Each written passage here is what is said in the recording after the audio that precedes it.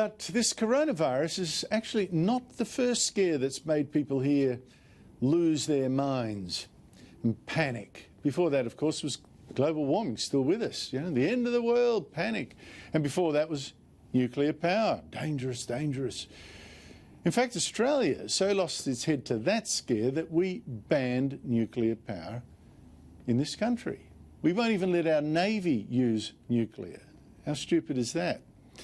Now, this anti-nuclear panic really took off after the world's worst nuclear accident, when a badly designed reactor blew up in the Soviet Union, Chernobyl, in 1986. That's a fair while ago now.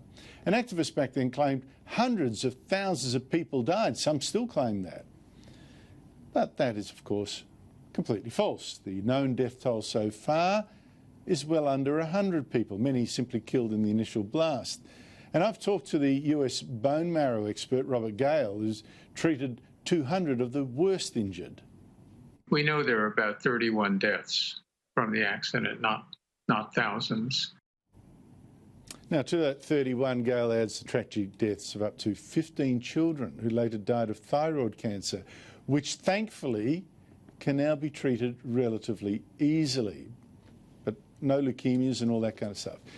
But then 9 years ago, back came another nuclear scare, or beat up, Japan's Fukushima nuclear reactor, hit by an earthquake, then by a massive tidal wave.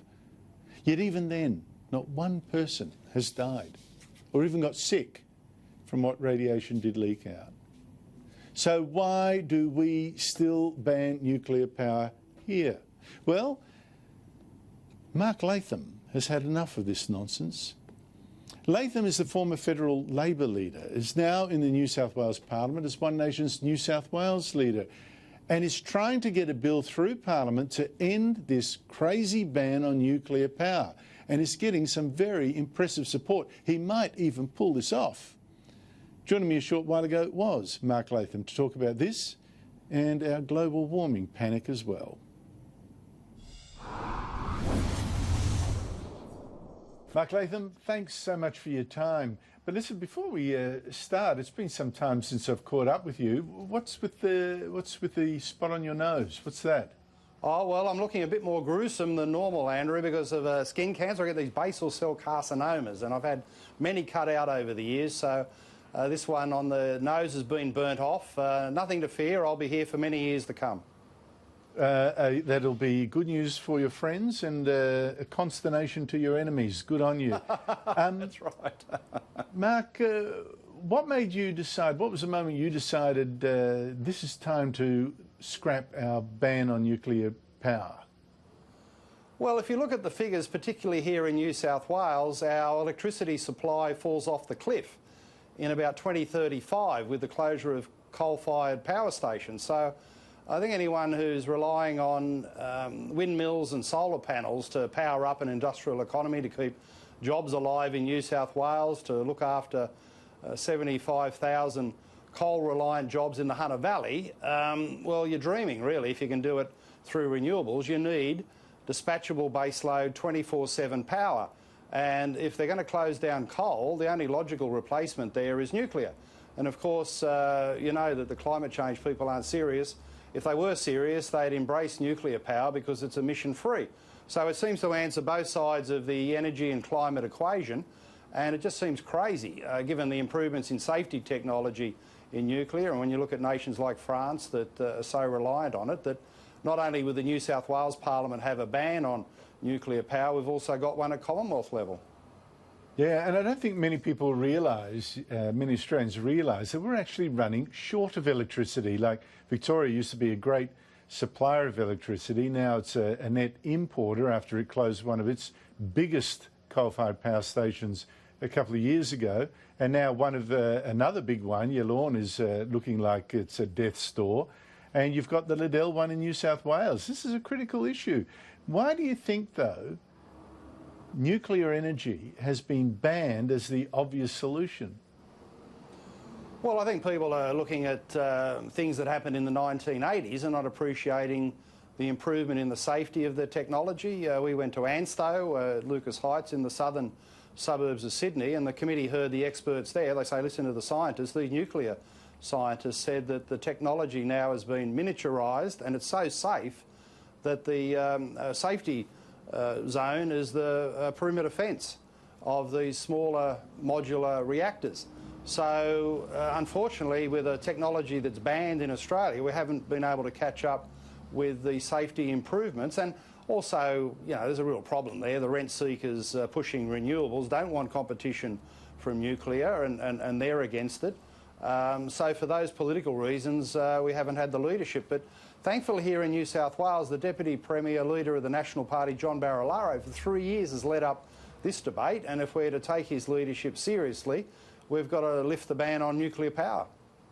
Look, I think that his comments, particularly this week, in support of your bill, because you've got a bill in the New South Wales, going to the New South Wales Parliament, was very, very interesting. And also you've had the support of a parliamentary committee report on your bill this week that also said, yes, it approves of a scrapping of the ban on nuclear power. And that committee was led by a Liberal. How much political support do you think you've got? I mean, people talk about ending the ban on nuclear power in this country. In New South Wales, you may be able to do it.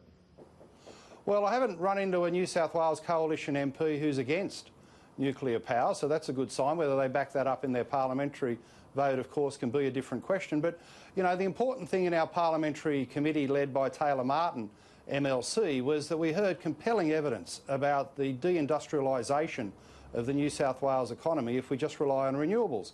We heard evidence from the Australian Workers Union, you think this would influence the Labor Party, that already investors are turning away from Australia because we can't guarantee the lights stay on.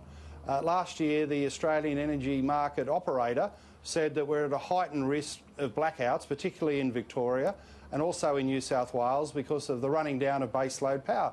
So these things can't be ignored. We are losing jobs and investment right now because companies are saying, well, how can we invest in a place like New South Wales if there's no guarantee about 24/7 power keeping the lights on?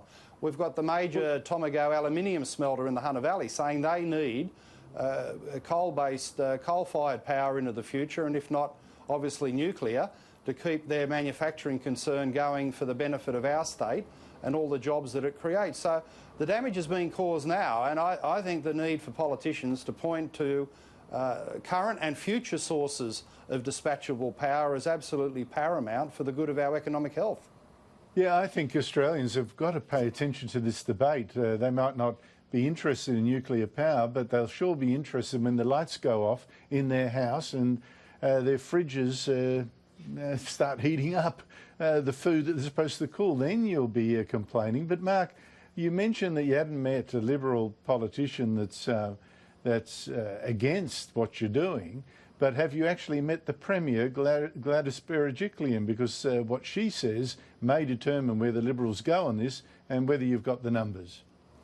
No, I haven't spoken to the Premier, but I've spoken to other senior Liberals who have been supportive on this, many of them on the public record. And on the Upper House Committee, there were 3 Liberal MPs there, all very, very supportive, also a National Party member wanting to lift the ban on nuclear. So it's really a question of leadership and courage. And I pay great tribute to John Barilaro and also Michael Johnson, the National Party member for Upper Hunter, who both said they're happy to have a nuclear power facility in their own electorate. Both have been in marginal seats and both really with the courage and the guts to say, look, you know, this is necessary for the benefit of the state.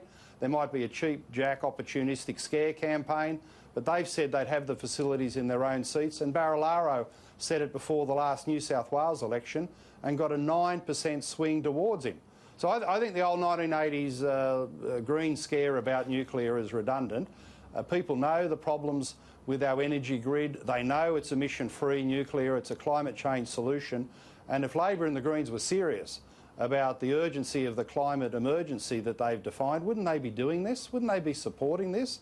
If it's so urgent to save the planet, why wouldn't you go nuclear? Well, because they're scared of their more feral base. I don't know what it is, or they've got the religion. I don't know. Mark, this is not the first example, is it, or the only example of how a pathetic scare, a complete beat-up, has led to bad public policy because politicians do not dare to say the facts, to tell the voters the truth about a certain issue, don't dare show leadership. I think we're getting exactly the same phenomenon right now with global warming policies, correct? Well, there's no doubt that there's a panic in the system to adopt uncosted, unfunded, unmodelled strategies like net zero emissions by 2050 is just grossly irresponsible, because you're basically saying all the jobs are on the line. But in the case of the Labor Party, also the coalition government in New South Wales, they haven't released the modelling results about the impact on agriculture, on exports, on mining, on manufacturing. So there is a panic. It's almost like economic virtue signalling, that you can have these targets 30 years from now, but you don't tell people what it actually means in substance. And as we see with the nuclear power ban, it takes years and years and years to even hope that what you did at the height of the panic can be undone afterwards. But it's not just panic that leads to bad government policies, of course, Mark. There's also fashion. Mark Latham, we've seen Australian school students, you know, they're getting worse and worse in reading, in maths, etc., science, according to the most reputable international measurements. Yet, you know, at a New South Wales budget estimates this week, you were still having to ask, why is the New South Wales government, given all this sort of stuff, really serious decline in education standards, spending money instead on things like a Grow Your Mind program in schools with worksheets on animal yoga, shark versus dolphin thinking, growth mindset tree, and gratitude meditation. What's all that about?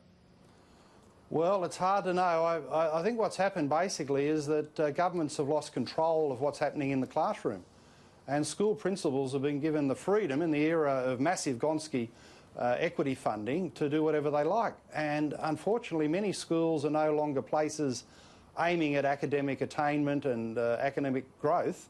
It's all about feel good. That the school seems to be satisfied if the students feel good about themselves, the students are happy, the students are satisfied with almost running the school without too much pressure, stress, tests. All the things that grow the young mind and develop their knowledge have gone out the window, and it's replaced with the nonsense. It's almost like Hare Krishna type programs, Grow Your Mind with animal yoga, and shark versus dolphin thinking, gratitude meditation.